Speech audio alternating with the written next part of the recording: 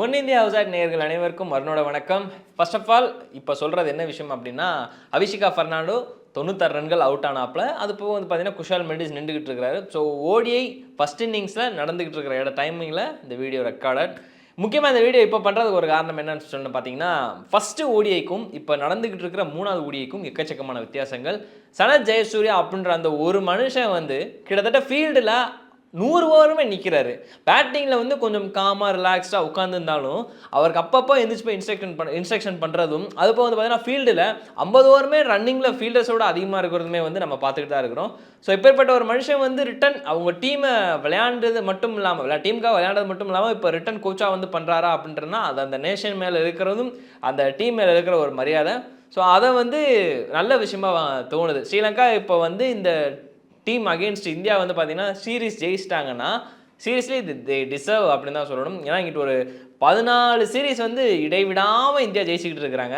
37 வருஷமாக ஸ்ரீலங்கா வந்து ஒரு சீரீஸ் கூட ஜெயிக்காமல் போராடிக்கிட்டு இருக்கிறாங்க. அப்படி இருக்க போகும்போது இந்த ஒரு சீரீஸ் ஜெயிச்சா தப்பே கிடையாது உண்மையிலே. பிகாஸ் இப்போ ஏன் அப்படி சொல்கிறேன்னா, கௌதம் கம்பீர் வந்து இப்போ கௌதம் கம்பீரோட இடம் ஸ்டார்ட் ஆகிருக்குது. இப்போ தோத்தாங்கன்னா பச்சை எல்லாரும் அப்படி தான் சொல்லுவாங்க. கௌதம் கம்பீர் வந்து ஸ்ட்ராட்டஜி ஃபாலோ பண்ணிட்டாரு, குண்டக மண்டக டீமை எக்ஸ்சேஞ்ச் பண்ணிட்டாரு. கௌதம் கம்பீர் வந்து கிரீக் சாப்பிள் மாதிரி தான் பண்ணிகிட்டு இருக்கிறார். கிரீக் சாப்பிள்ன்றவர் இந்த 2000-2004 அந்த காலகட்டத்துக்கு வந்து ஒட்டுமொத்த இந்தியன் கிரிக்கெட் டீமை வந்து பயங்கரமாக கொலாப்ஸ் பண்ணி விட்டுட்டு போன ஒரு மனுஷன் அண்டர் கங்குலி கேப்டன்சியில்.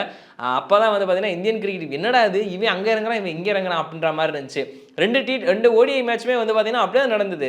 வாஷிங்டன் சுந்தர் உங்களுக்கு ஒரு 4வது இடத்துல இறங்கினாப்புல, கேஎல் ராகுல் 2வது ஓடிஐயில் 7வது இடத்துல இறங்கினாரு. ரெண்டு மேட்ச்லையுமே கேஎல் ராகுல் சரியாக ஆடாதனால இன்னைக்கு 3வது மேட்சாக வந்து அவர் வெளியே உட்கார வச்சிருக்காங்க. ரிஷப் பண்ட் உள்ள கொண்டு வந்திருக்காங்க. Expected as usual, okay fine. But ஆனால் அந்த பேட்டிங் ஆர்டர் சேஞ்ச் அப்படின்றது வந்து பார்த்தீங்கன்னா முழுக்க இந்தியன் கிரிக்கெட் டீம் ரொம்ப புதுசு. ட்விட்டர்லையும் சோஷியல் மீடியாவில் இன்ஸ்டாகிராமில் எல்லாத்தையும் போட்டு கம்பீரை வந்து செஞ்சுக்கிட்டு இருக்கிறாங்க. என்ன காரணம் அப்படின்னு சொல்லிட்டு பார்த்தீங்கன்னா, ஏன் கம்பீர் உன்னை நம்பித்தானே உள்ளே இறக்கணும், நீ என்ன இருக்கிறவன் 7வது இடத்துல இறக்குறவனை தூக்கி 4வது இடத்துல இறக்குற நியாயமாலே இது அப்படின்ற மாதிரி எல்லாருமே கேட்டுக்கிட்டு இருக்கிறாங்க. But still hope for some good things happen. 7 பவுலர்கள் யூஸ் பண்ணியிருக்கிறாங்க. முக்கியமாக 3வது T20 7 பவுலர்கள், 1வது ஓடிஐ 7 பவுலர்கள், 2வது ஓடிஐ 7 பவுலர்கள், 3வது ஓடியில் 7 பவுலர்கள் யூஸ் பண்ண போகிறாங்களான்னு தெரில. ஸோ அப்படி இருக்க போகும்போது ரியான் பராக் வரையும் போட்டாப்ல, இன்னும் ரோஹித் சர்மா மட்டும் போடலை. ரோஹித் சர்மா போட்டார்னா அதுவும் 7வது இடத்துல வந்துடும். ஏன்னா அங்கிட்ட வந்து ஒரு வாஷிங்டன் சுந்தர், சிவம் துபே, முகமது சிராஜ், அதுபோக குல்தீப் யாதவ், அக்சர் பட்டேல் 5 பேர் போட்டாங்க. ரியான் பராக் ரோஹித் சர்மா தான் இல்லை. 7வது ஆளாக போட்டார்னா அது ஒன்று வந்துடும். கோலி போட்டால் 8.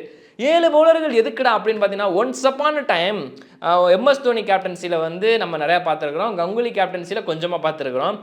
பேட்டர்கள் வந்து போடுறது எம்எஸ் தோனி கேப்டன்சியில் 2007 2011 வரைக்கும் அந்த டாப் 5ல் ஒரு பார்ட் டைம் பவுலர் இருந்தாங்க. ஆனால் அதுக்கப்புறம் ஒரு 2013-15 வச்சுக்கோங்களேன், 15க்கு அப்புறம் நம்ம ரெய்னாவையும் நிறையா பார்க்கல. ஸோ 15க்கு அப்புறம் ஓடிஐ T20 எல்லாத்தையுமே சேர்த்து அந்த டாப் 5 பேட்டர்களில் நம்ம பெருசாக வந்து பவுலிங் போட தெரிஞ்ச ஒரு பேட்டர் நம்ம பார்க்கவே இல்லை. மேபி கௌதம் கம்பீர் அந்த ஒரு ஸ்ட்ராட்டஜி ஃபாலோ பண்ணுறாரோன்னு என்னோட பெர்ஸ்பெக்டிவ்.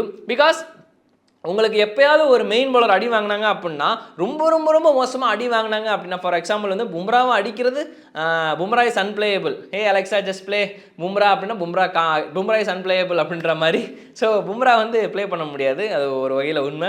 ஸோ இங்கே ஒரு பும்ராவோ இல்லை அஷ்டடி போய் யாரோ அடி வாங்கினாங்க அப்படின்னா ஒரு 2 ஓவர் நடுவில் கடத்துறதுக்கு ஒரு பார்ட் டைம் பவுலராக ஒரு காலத்தில் வந்து பார்ட் டைம் பவுலர்கள்ன்ற ஒரு பட்டியலை வந்து வீரேந்தர் சேவாக், சச்சின் டெண்டுல்கர், யுவராஜ் சிங் பார்ட் டைம் பவுலரில் ஆல்ரவுண்டர். பட் ஸ்டில் ஓகே, ஒரு குறிப்பிட்ட ஓவரில் வந்து நிரப்பு வரல ஒரு சில நேரம். சுரேஷ் ரெய்னாவாக இருக்கட்டும், யூசப் பதானாக இருக்கட்டும். ஸோ இந்த மாதிரி ஒரு சில பார்ட் டைம் பவுலர்கள் இருந்தாங்க. இப்போ அந்த பார்ட் டைம் பவுலர்கள் இல்லை. அதனால கௌதம் கம்பீர் வந்து டீம் இந்தியாவை அப்படி ஒரு ரீக்ரியேட் பண்ணணும்னு நினைக்கிறாரோ அப்படின்றது என்னோட பாயிண்ட் ஆஃப் வியூ. ஸோ இதை நிறைய பேர் வந்து சொல்லிட்டு இருக்கிறாங்க, இல்லை வேணாம் சரியில்லை, நீங்கள் வந்து ஒழுங்கான மெத்தடே ஃபாலோ பண்ணுங்க அப்படின்னு. டிராவிட் அதை பண்ணலை நிறைய இடத்துல. விராட் கோலி தலைமையிலையும் ரவி சாஸ்திரி தலைமையிலையும் வந்து அது நடக்கலை. ஸோ எனக்கு தெரிஞ்சு இது ஒரு ஓகேங்க, ஸ்டார்டிங் டைம் தான், டூ ஏர்லி டு ஜட்ஜ். சூப்பராக போயிட்டு தான் இருக்குது. என்ன அகெயின்ஸ்ட் ஸ்ரீலங்கான்னு தோற்று போகிறீங்க அப்படின்னு. ஏப்பா ஸ்ரீலங்கா ஒரு டீம் தான்ப்பா, ஏன் அதை யாருமே புரிஞ்சிக்க மாட்டீங்க. ஒரு காலத்தில் ஒட்டுமொத்த உலகத்துக்குமே டஃப் கொடுத்து டீசெண்டாக விளையாண்டுட்டு வந்துட்டு இருந்த ஒரு டீம் தான். டில்கர்னாலே டில்ஷன் இருக்கிறாப்புல, ஜெயவர்தன் இருந்தார், சங்ககரா இருந்தார், ரங்கனா ஹெராத், லசித் மலிங்கா, அப்புறம் வேற என்ன அட்டப்பட்டு இருந்தாப்புல. ஸோ இந்த மாதிரி எக்கச்சக்கமான ஒரு நல்ல பிளேயர்கள் இருந்த அந்த இடத்துல என்ன ஃபியூச்சரை பார்க்காம அப்படியே வந்துட்டாங்க. அவ்வளோதான், பெரிய வித்தியாசமே கிடையாது. இந்தியா மாதிரி யோசிக்காமல் ஸோ அப்படியே கண்டினியூவாக வந்துட்டாங்க. மாட்டாங்க. அவ்வளோதான் ஸ்ரீலங்கன் கிரிக்கெட் டீமை பொறுத்த வரைக்கும். டாசன் சானுக்கா தலைமையில் ஒரு எழுச்சி வந்துச்சு. பட் அப்படியே மறுபடியும் வந்து கொஞ்சம் அப்படியே டவுன் ஆக ஆரம்பிச்சது. ஆனால் இருந்தாலுமே ஸ்ரீலங்கன் நல்ல டீம் தான், நல்லா வளர்ந்து வந்துக்கிட்டு இருக்கிறாங்க. இப்போ இன்னைக்கு வந்து ஒரு விஷயம் நான் பார்த்தேன். ஃபர்ஸ்ட் ஓடிஐக்கும் தேர்ட் ஓடிஐக்கும். ஃபர்ஸ்ட் ஓடிஐல வந்து பார்த்தீங்கன்னா அவசரமாக எல்லாம் விளாண்டாங்க. செகண்ட் ஓடிஐல 10 நிமிஷம் அவுட் ஆயிட்டாப்ல. அபிஷிகா பெர்னாண்டோ அது போக வந்து பார்த்தீங்கன்னா குஷால் மெண்டிஸ் 2 பேருமே பொறுமையாக ஆடினாங்க. இன்னைக்கு அவங்க 2 பேருமே தரமான ஒரு பார்ட்னர்ஷிப். ஆக்சுவலாக ஓப்பனிங் பார்ட்னர்ஷிப்பே வந்து பார்த்தீங்கன்னா ஒரு 90 ரன்கள் கிட்ட வந்துச்சு. இங்கிட்ட 10 நிமிஷம் 45, அபிஷிகா பெர்னாண்டோ ஒரு 43 அப்படின்ற ஒரு கட்டத்தில் இருக்க போகும்போது 10 நிமிஷம் அவுட் ஆனதுக்கப்புறம் குஷால் மெண்டிஸ் கூட இணைஞ்சு ஒரு சூப்பரான பார்ட்னர்ஷிப்.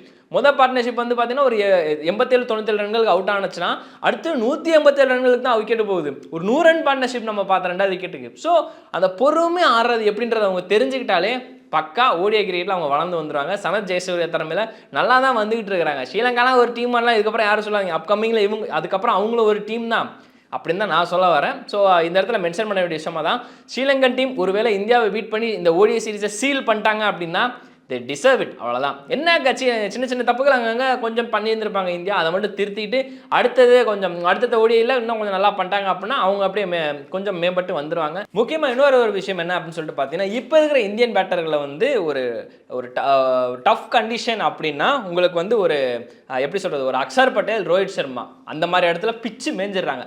ப்ரெஷர் சுச்சுவேஷன் அப்படின்னா விராட் கோலி, ஹர்திக் பாண்டியா இவங்க 2 பேரும் களை கட்டிடுறாங்க. ஆனால் பாக்கி இருக்கிற எல்லாருமே கொஞ்சம் சொதப்புறாங்க. ஏன்னா நீங்கள் ரீசெண்ட் படி பார்த்தீங்கன்னா உலகக்கோப்பையிலேருந்து வாங்கலாம், ரிஷப் பண்டே நான் அதில் சேர்த்துக்கிறேன்.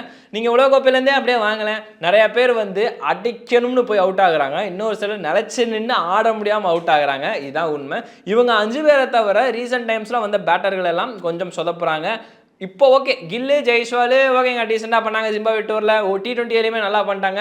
பட் ஸ்டில் அப்படியே கொஞ்சம் த்ரூ அவுட்டாக கண்டினியூவாக வந்துகிட்டே இருந்தீங்கன்னா அந்த கோர் டீமில் வந்து இவங்க 5 பேரை தவிர மற்ற யாருமே பெருசாக ஷைன் பண்ணல அப்படின்றது கொஞ்சம் வருத்தமான விஷயமா இருக்குது. இவங்க எல்லாருமே முக்கியமாக ஸ்பின்னர்களுக்கு எதிராக அவுட் ஆகிறாங்க அப்படின்றதுமே கொஞ்சம் வருத்தமான விஷயமா தான் இருக்குது. ரிஷப் பண்டே ஸ்பின்னுக்கு எதிராக ஒரு சிம்ம சொப்பனம் அப்படின்னு சொல்லிட்டாலும் ஒரு சில நேரத்தில் வந்து மிஸ்டேஜ் ஆகிறது வழக்கம் தானே. ஸோ அக்ஷர் பட்டேலும் முக்கியமாக கிரெடிட்ஸ் கொடுத்தே ஆகணும். தலைவர் வந்து வேற லெவலில் டாப் கிளாஸ் கியரில் போயிட்டு இருக்கிறாரு. பார்க்க சூப்பராக இருக்குது. ஆக்சுவலாக ஒன்ஸ் அப்பான டைமில் வந்து கொஞ்சம் அண்டர் ரேட்டராக இருந்தார். ஆனால் போக டீம் இந்தியா டெஸ்ட்டில் வாய்ப்பு கிடச்சதுக்கப்புறம் T20 ஓடியில் வாய்ப்பு கிடச்சதுக்கப்புறம் செம்மையாக பொழந்து கட்டிக்கிட்டு இருக்கிறாரு. நல்ல பெர்ஃபார்மன்ஸ் தாங்க, நல்லா இருக்குது பார்க்குறதுக்கு. பட் ஆனால் அங்கங்கே கொஞ்சம் நிறைய பேர் இன்னும் இருக்கிறாங்க. ஸ்ரேயஸ் ஐயர், KL ராகுலையும் வந்து போன வீடியோவில் சொல்லியிருந்தேன், அவங்களாம் வந்து ட்விட்டர்லேயே பொழந்துக்கிட்டு இருந்தாங்க அப்படின்னு. பட் அதெல்லாம் வேணாம். இந்த தடவை KL ராகுல் ட்ராப் பண்ணியிருக்கிறாங்க. ஓகே, வழக்கமாக 2 மேட்ச் ஆடிட்டு ஒருத்தவங்களை வந்து உள்ளே கொண்டு வந்திருக்கலாம். பட் ஆனால் வந்து எதுக்கு ஸ்ரேயஸ் ஐயரை இது பண்ணியிருக்கிறாங்க அப்படின்னு தெரில. KL ராகுல் ரிஷப் பண்ணிருக்கிற அந்த ஒரு வகையில் ஓகே. பட் ஸ்டில் ஸ்ரேயஸ் ஐயர் தானே விளையாடல, அந்த ஒரு விதத்துலையும் பார்க்கணும் இல்லையா. கௌதம் கம்பீரோட கோச் இப்போ இருக்கிற இந்தியன் பிளேயர்களுக்கு ரொம்ப ரொம்ப ரொம்ப ரொம்ப புதுசு. IPL பார்க்குற நமக்கு பழசாக இருக்கலாம், அவர் கோச்சிங் பண்ணுறதுக்கு பழசாக இருக்கலாம். ஆனால் இந்தியன் கிரிக்கெட் டீமுக்கு புதுசு. ஸோ கொஞ்சம் கைப்பிடி இந்த வரணும்னு சொல்லுவாங்களே, ஒரு பிடிப்பு மானம் இருக்குன்னு சொல்லுவாங்களே, அது வரதுக்கு கொஞ்சம் டைம் ஆகும். அந்த ஒரு காரணத்தினால வெயிட் அப்படின்ற ஒரு வார்த்தையை தான் நான் சொல்ல விரும்புகிறேன். ஸோ இது என்னோட கருத்து. அவசரப்பட்டு 2 early to judgeலாம் வந்து பண்ணிட வேணாம், இங்கே ஸ்ரீலங்கன் டீமே போட்டு தாக்க வேணாம் அப்படின்றதான் என்னோட ஒரு கருத்து. ஏன்னா நிறைய பேர் வந்து ஸ்ரீலங்கன் டீம்லாம் ஒரு டீம் ஆச்சு, அவங்க கூடலாம் போய் தோத்துக்கிட்டு இருக்கிறாங்க அப்படின்னு அதெல்லாம் வேணாம். Sri Lankan team is a good national team, அப்கமிங்கில் நல்லா வருவாங்கன்ற ஒரு நம்பிக்கை இருக்குது. ஸோ இந்த சீரீஸில் ஸ்ரீலங்கன் டீமோட மார்க் எவ்வளோ அப்படின்றத நீங்கள் கீழே போடுங்க. அது போக வந்து பார்த்தீங்கன்னா இந்தியன் கிரிக்கெட் டீம் இன்னும் என்னென்னலாம் கொஞ்சம் பண்ணலாம் அப்படின்றதையும் வந்து கீழே போடுங்க. முக்கியமாக ஸ்பின்னர்களுக்கு எதிராக வந்து நிறைய பேர் அவுட் ஆகிட்டு இருக்கிறாங்க இந்த சீசனில், சரி இந்த சீரீஸில். ஸோ அதை மட்டும் கம்மி பண்ணிட்டாங்கன்னா இன்னும் கொஞ்சம் பெட்டராக இருக்கும்னு என்னோட பார்வை. அதுக்கும் உங்களோட கமெண்ட் என்னென்னு கீழே கமெண்ட் பண்ணுங்கள், பார்க்கலாம் யார் யாரெல்லாம் சூப்பராக எப்படி கமெண்ட் பண்ண போகிறீங்க அப்படின்னு எல்லா கமெண்ட்களும் நோட் பண்ணப்படுத்தா இருக்குது. அதையும் சொல்லிக்கிறேன். வேற ஒரு வீடியோவில் இந்த அருண் அவங்க சந்திக்கிறேன். அண்டில் தென் வணக்கம்.